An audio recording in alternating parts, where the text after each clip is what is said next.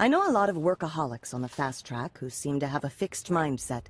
They're always trying to prove how smart they are, but they do work hard and they do take on challenges.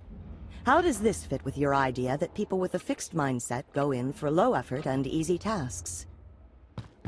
On the whole, people with a fixed mindset prefer effortless success, since that's the best way to prove their talent. But you're right.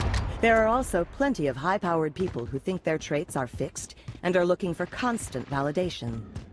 These may be people whose life goal is to win a Nobel Prize or become the richest person on the planet, and they're willing to do what it takes.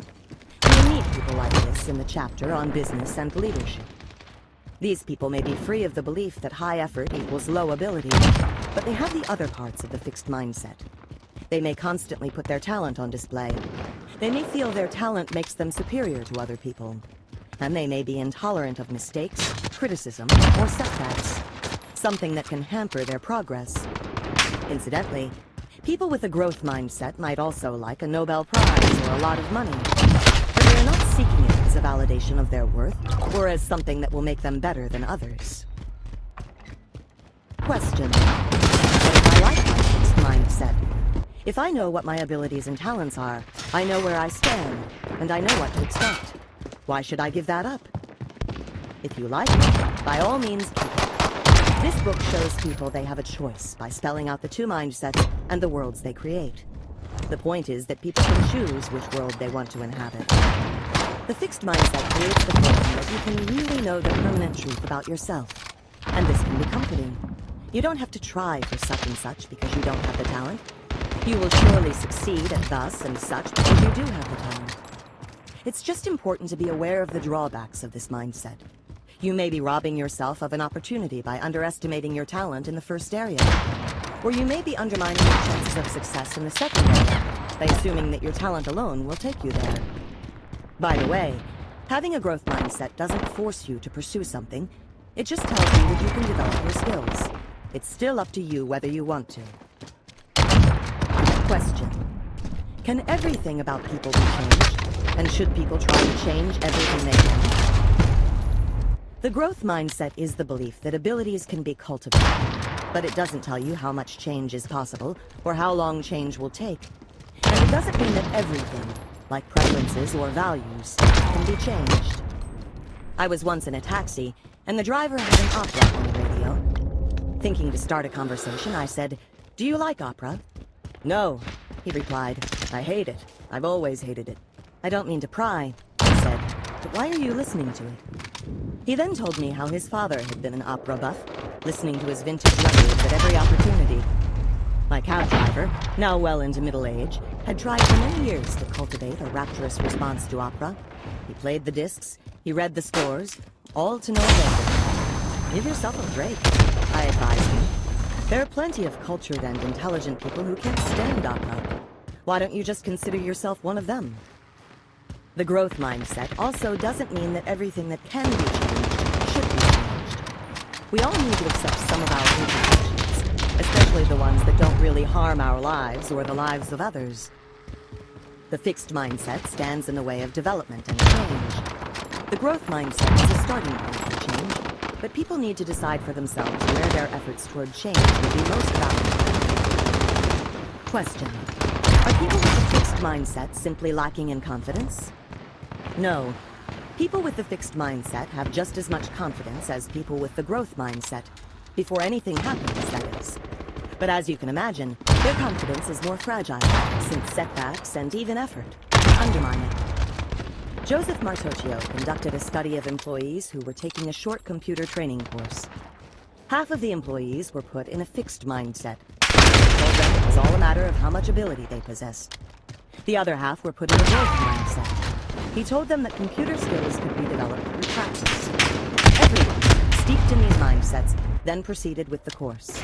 Although the two groups started off with exactly equal confidence in their computer skills, by the end of the course they looked quite different. Those in the growth mindset gained considerable confidence in their computer skills as they learned, despite the many mistakes they inevitably made. But because of those mistakes, those with the fixed mindset actually lost confidence in their computer skills as they learned. The same thing happened with Berkeley students. Richard Robbins and Jennifer Collins tracked students at the University of California at Berkeley over their years of college. They found that when students had the growth mindset, they gained confidence in themselves as they repeatedly met and mastered the challenges of the university. However, when students had the fixed mindset, their confidence eroded in the face of those same challenges. That's why people with the fixed mindset have to nurse their confidence and protect it. That's what John McEnroe's excuses were for, to protect his confidence. Michelle Wie is a teenage golfer who decided to go up against the big boys. She entered the Sony Open, a PGA tournament that features the best male players in the world. Coming from a fixed mindset perspective, everyone rushed to warn her that she could do serious damage to her confidence if she did poorly. That taking too many early lumps against superior competition could hurt her long-range development. It's always negative when you don't win, warned Vijay Singh, a prominent golfer on the tour. But we disagreed. She wasn't going there to groom her confidence. Once you win junior tournaments, it's easy to win multiple times. What I'm doing now is to prepare for the future. It's the learning experience she was after, and what it was like to play with the world's best players in the atmosphere of a tournament. After the event, Wie's confidence had not suffered one bit. She had exactly what she wanted. I think I learned that I can play here. It will be a long road to the winner's circle, but she now had a sense of what she was shooting for. Some years ago, I got a letter from a world-class competitive swimmer. Dear Professor Webb, I've always had a problem with confidence. My coaches always told me to believe in myself 100%. They told me not to let any doubt enter my mind and to think about how I'm better than everyone else. I couldn't do it because I'm always so aware of my defects and the mistakes I make in every meet. Trying to think I was perfect made it even worse. Then I read your work and how it's so important to focus on learning and improving. It turned me around. My defects are things I can work on. Now a mistake doesn't seem so important. I wanted to write you this letter for teaching me how to have confidence. Thank you. Sincerely, Mary Williams. A remarkable thing I've learned from my research is that in the growth mindset, you don't always need confidence. What I mean is that even when you think you're not good at something, you can still plunge into it wholeheartedly and stick to it. Actually, sometimes you plunge into something because you're not good. This is a wonderful feature of the growth mindset. You don't have to think you're already great at something to want to do it, and to enjoy doing it. This book is one of the hardest things I've ever done. I read endless books and articles. The information was overwhelming. I'd never written in a popular way. It was intimidating. Does it seem easy for me? Way back when, that's exactly what I would have wanted you to think. Now I want you to know the effort it took, and the joy it brought. Grow your mindset.